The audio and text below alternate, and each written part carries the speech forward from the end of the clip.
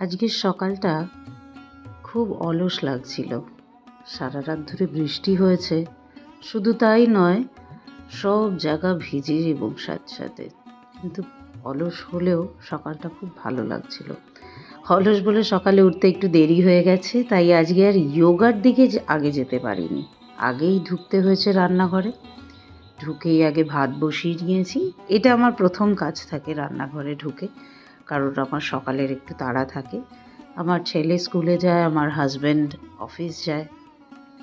তো সারাদিনের কিছু ছোট্ট কাজ তোমাদের সাথে আমি শেয়ার করব। প্রত্যেকের একই ঘরের কাজ, যেটা তোমরাও করে থাকো, আমিও করছি, সেটা তোমাদের সামনে একটু তুলে ধরছি। আজকে ছেলে বলেছিল যে মা আমাকে একটু অমলেট করে দিও।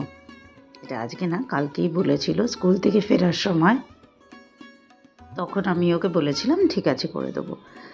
বাচ্চারা যদি কোনো হেলদি ফুড খেতে চায়, তখন মায়েদের কাছে যে কী আনন্দটাই না লাগে।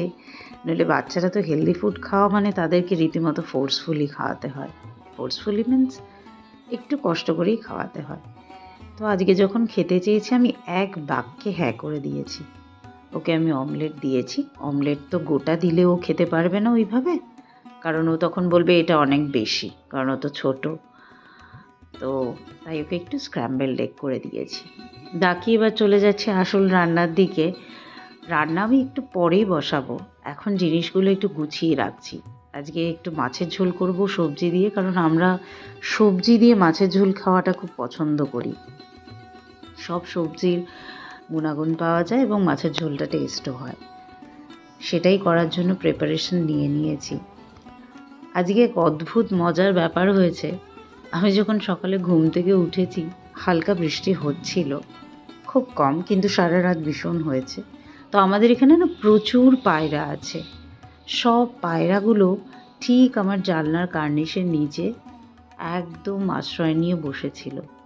সচরাচর বসে না, কারণ আমরা জানলাটা খুলি, কিন্তু একদিকের জানলাটা খুলে অন্য দিকেরটা খুলিনি, তাই তখন দেখতে পাচ্ছিলাম। এছাড়া এরকম এখানে অনেক কমপ্লেক্সের মধ্যে ফ্ল্যাট আছে যেখানে পায়রারা নিজেরা বাসাই করে ফেলেছে, সেখানেই তাদের বাড়ি। চলে এলাম একটু গাছের যত্ন নিতে। এরা আমার বড্ড প্রিয়। নিজের হাতে গাছ পরিচর্যা করে ঠাকুরকে একটু ফুল নিবেদন করার মধ্যে যে কী আনন্দ, সেটা বোধহয় যারা গাছকে ভালোবাসে তারাই বলতে পারবে। অল্প একটু জল দিয়ে নিলাম, যেহেতু বৃষ্টি হয়েছে খুব বেশি দিলাম না, একটু গাছকেও স্নান করিয়ে নিলাম অল্প করে। আমার খুব বেশি গাছ নেই, কারণ আমি গার্ডেনিংয়ের ক্ষেত্রে একদম নতুন, কিছুই প্রায় জানি না। একটুখানি চেষ্টা করেছি নিজের ব্যালকনিটাকে সাজানোর।